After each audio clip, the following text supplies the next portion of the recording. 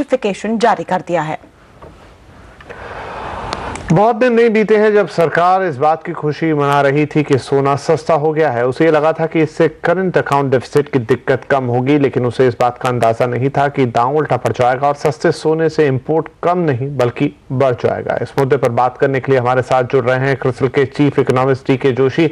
जोशी जी, बहुत स्वागत है आपका।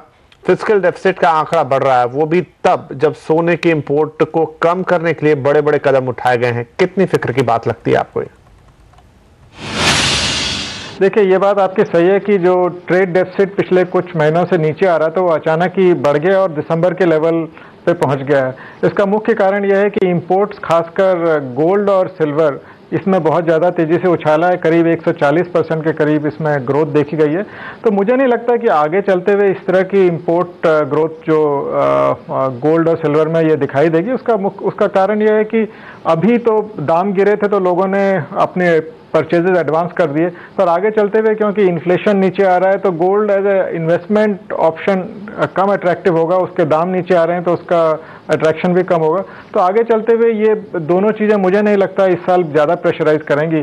और क्रूड के जो दाम है वो तो कमज़ोर ही एक्सपेक्टेड किए जा रहे हैं इस साल। तो ट्रेड डेफिसिट मुझे लगता है कि पिछले साल के मुकाबले थोड़ा कंट्रोल में रहेगा इस साल। जोशी साहब, सस्ते सोने ने इसकी मांग भी तो बढ़ा दी है। अगर ऐसा ही रहा तो इस स्थिति में कैसे निपटा जाएगा? क्या कर सकती है आरबीआई और सरकार? देखिए, इसमें ये अपने आप ही करेक्ट होगी। जैसा मैं कह रहा था पहले कि जो सडन सर्ज आया है गोल्ड इंपोर्ट्स में, वो ये मेंटेन नहीं रहेगा।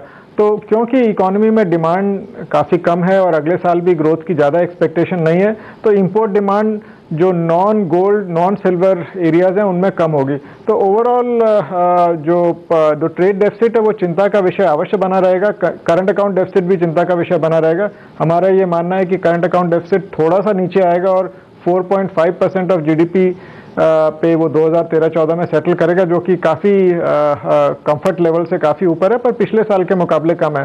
तो थोड़ा इम्प्रूवमेंट तो हम ओवरऑल ट्रेड और करंट अकाउंट डेफिसिट सिचुएशन में थोड़ी देख रहे हैं।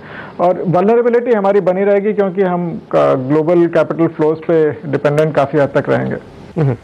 जोशी साहब, यहाँ रुपया एक बड़ा रोल प्ले करता है इन सब बातों में, तो रुपये पर आपका क्या नजरिया बनता? अभी दबाव है, आगे क्या ट्रेंड आपको लगता है? देखिए, आगे का ट्रेंड काफ़ी हद तक इस पे निर्भर करेगा कि ग्लोबल रिस्क एपेटाइट कैसी रहती है। अभी जो फिलहाल जो इंडिकेशंस हैं वो ये हैं कि लिक्विडिटी अच्छी बनी रहेगी, जिस वजह से जो फंड इमर्जिंग मार्केट्स की तरफ एलोकेट होते हैं वो कुछ इंडिया में भी आएंगे और हमारी ग्रोथ भी थोड़ा सा पिकअप करेगी, तो थोड़ा अट्रैक्शन रहेगा कैपिटल के लिए। और हमारा ये मानना है कि मार्च 2014 तक रुपया जो है डॉलर के मुकाबले करीब 54 रुपीज़ टू अ डॉलर हमारी एक्सपेक्टेशन है।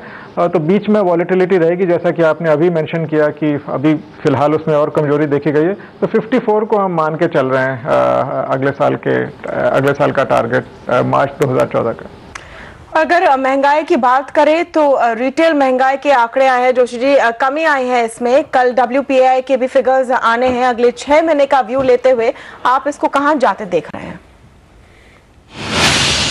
दोनों पिछले साल के मुकाबले नीचे रहेंगे। हमारा WPI का फोरकास्ट 6.3% एवरेज था, जिसमें डाउनसाइड रिस्क ज़्यादा है। इसका मतलब कि ये हम उम्मीद कर रहे हैं कि वो थोड़ा और नीचे 6.3 से नीचे आ सकता है। वो फाइनल कॉल हम मानसून के बाद लेते हैं, जब फूड इन्फ्लेशन की सिचुएशन थोड़ा क्लियर हो जाती है।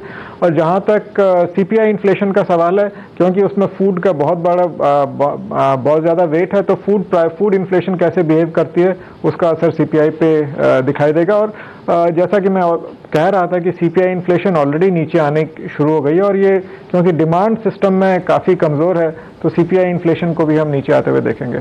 जी जोशी, बहुत शुक्रिया हमसे बातचीत करने के लिए। आगे बढ़ेंगे। ग्वार वायदा में फिर